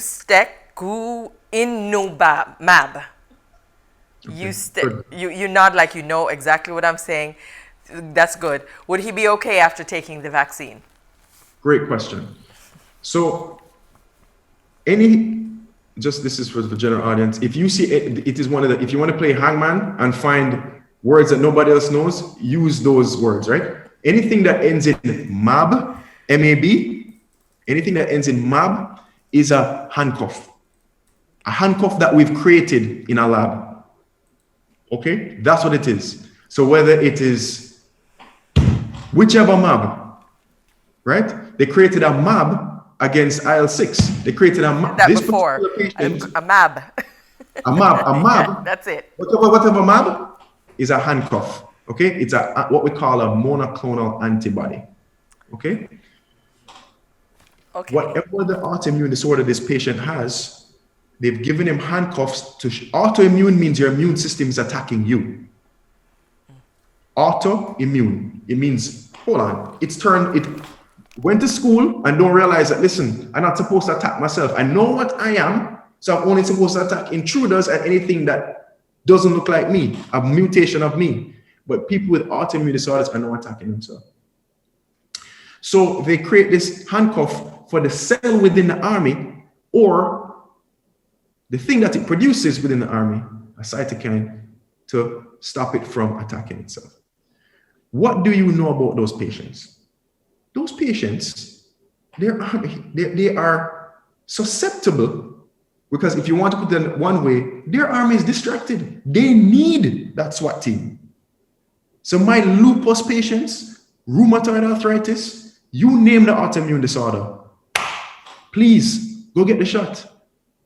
I need you to have that SWAT team, okay? Because that falls into the category of a comorbidity, a disease that has your army distracted, okay? One of the other reasons why you create a certain amount of handcuffs and snipers when you just give it a hat, the army is not spending its time trying to kill the virus, it's just learning the hat. And so you have all the resources to create a big army. You're not wasting resources, cells, to try and fight an enemy. You're building an army in a calm setting when I give it a shot. Because I didn't give it a virus. I just gave you a book on how to make the hat. So if you have an autoimmune disorder, you're on any kind of chemotherapy, whether it be for cancer, or chemotherapy is to suppress the immune system, or it's for autoimmune disorder, whether it be specific chemotherapy or non-specific, whether it is a MAB or regular chemo, please go and get the shot. These are the patients that are first in line for the booster. Okay? Next one. You made mention a while ago of something that really hit home for me, and I'm sure for everyone else. You don't want your army distracted. You're against anything else if you have an autoimmune disease. So you need to get the vaccine in order to make sure everyone is focused on attacking what it needs to attack. And that really hit home for me. So thank you for that. Charmaine from Facebook asks, which vaccine is best suited for an ITP patient? And being a non-medical professional, I don't know what ITP means. I'm going to go out on a limb though and say it's similar to a MAB, maybe? No? No. Okay. It's called idiopathic thrombocytopenia purpura. You're going to say that one more time for me? Okay. It's what? Idiopathic thrombocytopenic purpura. So these patients have, idiopathic means they don't know why they got it. That's what idiopathic means in medicine, okay? So just to break it down in English, this person who has ITP has a condition that's autoimmune where they are getting rid of their platelets. Thrombocytopenia. Platelets are just some cells that we need to clot. Purpura just mean them bruise up all over the place. So as they bind and get rid of the platelets, they form little clots, but they don't have the platelets nor the clotting agents, so they end up bruising very easily. And it's idiopathic, they don't know why they get these So ITP, idiopathic, yes. You form clots, not because of PF4 or the reason why the vaccine may do it or reason why the virus does it, right? You're forming clots because of the autoimmune disorder that mops up the little guys that help you to clot. Okay, which is why people with ITP bruise a lot. But without getting into a medical lecture, if you have ITP, please go and get your shot. Yeah, all right. If you have ITP, go and get your shot. Would you care to comment on the use of Ivermectin? Okay, great. All right, so this came up in PSVI forum. Let's talk about Ivermectin, okay? And what it's used for, please. Great. So when I was doing this forum, I did a 2-hour forum in another country with a different CMO who actually is from Africa. It's from the continent of Africa, and then went to the UK to do all this training. And I was privileged enough to be this guy as a partner on a panel, and we've done a few issues, a few functions together. I was privileged enough. Why? Because this is someone who he used Ivermectin every day when he was treating rabies, scabies, when he's treating rosacea, when he's treating certain worm infections, parasitic infections in Africa. Okay, And the doses, and he says, wow, this is something I use all the time. If this could work against COVID, wow, this would be fantastic. We were excited when we heard the data that, wow, ivermectin could be used to treat COVID. Then we looked at the paper. Billy came out of Australia. And they looked at and said, where are they saying that ivermectin actually treats COVID and that it works? It was in a lab in a little petri dish. Fine. They put the coronavirus, the RNA virus in a dish. They put the ivermectin in there and say, whoa, it killed the virus. But that wasn't the important point. That's the important point. I got the tagline. The important point was how much ivermectin was needed to kill the virus. 4,000 times the dose you'd give to a human. If I told you to take 4,000 Tylenol or paracetamol right now, guess what happened? You're dead. The level of toxicity to a human, it was enough to kill a horse. That was required of ivermectin to kill it in a dish. But they got a tagline, wow, it killed the virus in a dish. So yeah, man, let it fly. So I said, all right. First of all, we're not giving patients that level of dose because you're going to kill the patient. It's going to cause liver failure. It's going to, even slightly higher doses exacerbate asthma. Okay. And then they said, okay. Everybody said, we need something to fight this virus. It's going haywire. We need all hands on deck. We need every tool in the armamentarium. So they threw up their hands and said, okay, let's do the study. Let's do safe doses that, remember we talked about phase 1, phase 2, phase 3, that will not send someone into liver failure. Any higher would send a liver failure, asthma, and so on, and see if it helps. Did not help one iota when they controlled for it. The doses, I said, but they have these studies in humans where it helped. You looked on the study, they gave them ivermectin, steroids, remdesivir. They throw the kitchen sink at the patient and then said it was ivermectin. It's like I say, I give you a banana, melon, a cherry, patient get better and say, it's the melon. You have to either give them the melon or no melon, that's it. And that's what they did, and they realized no difference. Of course you know that, because 1/4,000th of the dose is what was safe. So it's not a matter of, as I've heard some people say, well, just release it anyway and we just have a bunch of Jamaicans that don't have any worms. Deworm the population. No, that's not the danger. The danger is I had a 70-odd-year-old patient in my office who said, Doc, I said, I don't take the vaccine now. I'm taking the pill. I said, what pill, ma'am? There's no pill that's going to prevent COVID. They think that it is an alternative to the vaccine. That's the danger. So yes, deworm them. Yes, give them a safe dose, even though you know it's not helping. But don't give them confuse them enough that they think it's a crutch, that they don't have to go get the shot. That is my issue with ivermectin. So it doesn't work. The dose that works will kill you. And if you're promoting it, you're now muddying the waters even further for people who might think, well, I'm using this. And when I told her, she says, what, really? I said, yeah, she went and got this vaccine same time. She thought that she was being protected and she wasn't. So that's my 2 cents on ivermectin. Thank you. That was a little more expensive than 2 cents. I mean, I'm just saying.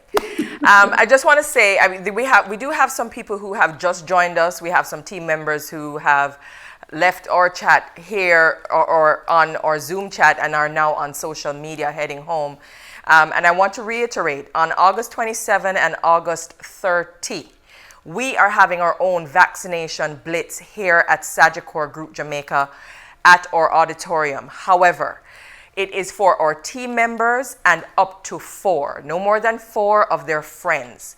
The way you get your shot here at Sagicor is if you know a friend at Sagicor and that friend registers you by name.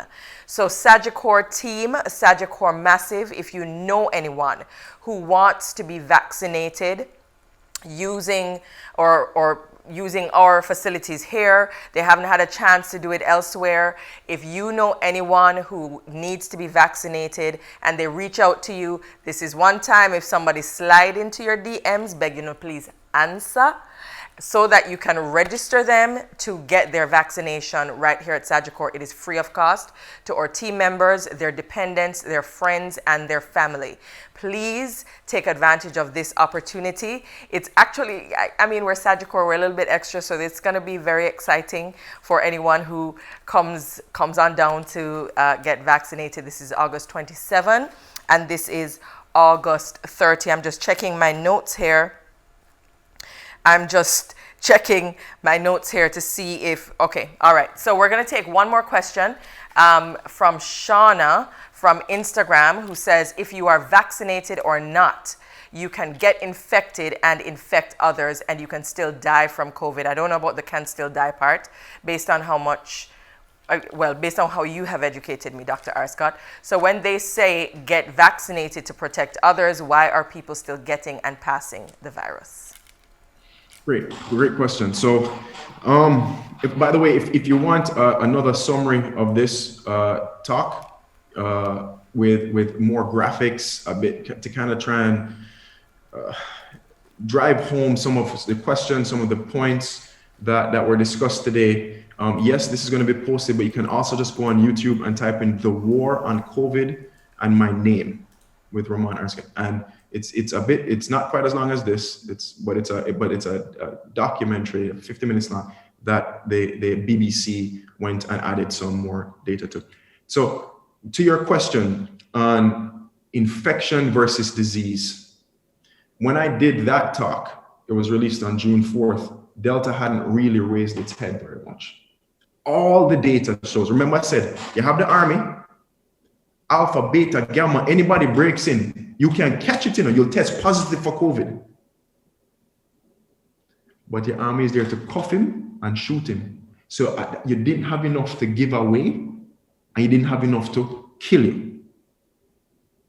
The reason Delta is worse, the reason why they've made all the changes and got rid of mask mandates and people allowed to eat inside if they're vaccinated and so on, was because up until then, up until Delta came out, if you had your vaccine, you could catch COVID, but you had the army to cuff him and shoot him so that you didn't have enough for him to multiply and didn't have enough to give away. So that's why are they starting to roll back that a little bit? Because in 1% of vaccinated people, 1% of vaccinated people who catch Delta, it manages to escape the squadron with the handcuffs.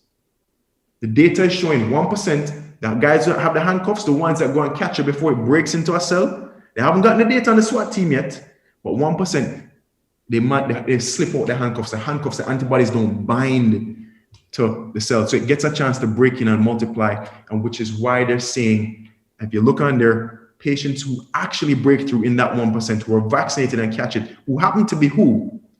The under 50 who are not vaccinated, those definitely, but the over 50 vaccinated who have other illnesses. Those are the ones who make up the majority of that 1%. 99% still have an army that will cuff him and shoot him. But because 1 in 100 now have that ability to say, whoa, it slipped the army with the Delta, not the Alpha, the Gamma, the Beta, with the Delta, they said, you know what? You guys need to put on your mask because it won't kill you, that 1%. Because what they found that they might get enough to pass on, but it's not killing them. So it is still preventing death and hospitalization. That is a myth that you're getting vaccinated and no, it's still going to kill you. So why? It won't stop infection. The guy will break in, but it'll stop death and hospitalization and death. But 1% of the 50-year-olds or over 50 who have illnesses can get enough to pass on, which is why they're now saying with the Delta, you have to put back on the mask. We have to continue social distancing. Because whether you have the vaccine or not, if you have on the mask, it can't come in. It has to be able to get in to cause damage, which is why when I say wear a mask, I'm not saying on your forehead, I'm not saying on your chin, not over your mouth with your nose exposed. Cover all entries that this thing can't get in. But we'll be stuck in that mode of living until we get enough people vaccinated and they don't have a safe haven, enough people for it to multiply in so it can continue to perpetuate. That is where the 75, 80% comes in, 70%. We have to decrease the amount of people in which this thing can multiply in. We have to wait until then. We have to decrease it so that we can stop living under curfew, right? And unfortunately, we won't be able to talk all night because some of us have to get home. I'm not a medical professional, so we have to get home to our families before curfew. But what would you say to someone who is allergic to antibiotics and is nervous or skeptical about COVID vaccines? So great question. Anybody who's gotten the vaccine would note that one of the few things that they do right after you get the shot is have you sit down and they watch you for 15 minutes, at least 15 minutes. Why? Because if you're going to get an allergic reaction, it'll happen that quickly and they can treat you. Okay? Anybody with major side effects, it happened, other than allergic reaction, it would happen in 6 weeks. We're almost a year into this and we haven't seen anything major. Okay, apart from the clotting, where they spoke about that and everything. But allergic reactions, they can happen, but that is why but it's rare as hen's teeth, right? So they watch you for 15 minutes so that they can treat you if you do have allergic reaction. Do not get the vaccine. Please, I'm begging you, for the country, for your family, I know we're supposed to say, look, I want you to hope this makes you feel more comfortable getting it. I'm going to tell you that I personally I strongly encourage it. I know it's a personal choice, but I always leave the example. Yes, it's your choice whether you want to risk getting it or not, but how is it somebody else's choice to put me in danger? And you catching it, or Joe catching it, puts Mark in danger, because he's possibly created another monster. Another example, they don't lock you up for speeding because you're about to kill yourself. They lock you up for speeding because you're a danger to others. So there are things we do in society to protect society. This is one of them. I'll leave it there. Thank you so much.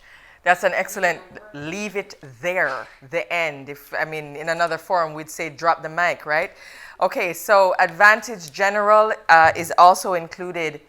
Advantage General, a member of the Sagicor group, team members are also included in our Vax Days, which are August 27 and August 30. Once again, if you are a friend of somebody who works at Sagicor Group Jamaica or Advantage General, reach out to them and let them know that you would like to be registered for this vaccine, and they will need to register you.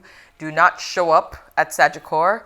The information will be passed on to our team members and they will in turn pass it on to you. Thank you. Please join me, everyone, in extending heartfelt thanks to immunology strategist Dr. Ramon Arscott. Thank you, Dr. Arscott, on behalf of a grateful nation, on behalf of Taylor Hall, on behalf of the Assembly Hall, everyone who you went to school with, your mom, my doctor. Thank you very much. Please feel free to revisit this video on our Facebook page, Sagicor Group Jamaica. And I also want to say thank you to our human resource team who has been working so hard, tirelessly. And I hope that they set the example, or I know they've set the example. I hope others are following the example across Jamaica to just rally your entire team around allowing us to get vaxxed and get back to life.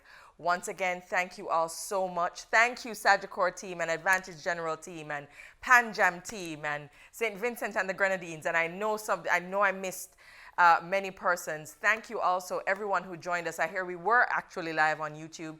Thank you for those of you who joined. Thank you to those of you who joined us. Thank you also to those who joined on Facebook and Instagram. Thank you so much. We appreciate your joining us. So it's Advantage General, Panjam, Berger Paint, CWJ Cooperative Credit Union, the National Housing Trust, members of GIFs, and St. Vincent and the Grenadines, East Caribbean, ECGC, company. Thank you so much. Thank you, Dr. Arscott. We appreciate you. And if you would like, you can rewatch this live broadcast on Facebook. We're going to try and save it on Instagram as well. We'll also be sharing it on our YouTube channel. And Mr. Christopher Zaka, Chairman, our boss, thank you so much for this stroke of genius in inviting Dr. Ramon Arscott. We appreciate it. Ramon and your family, be safe, keep safe, everyone. I'm Alicia Moulton White, and it's been my pleasure. Have a great evening.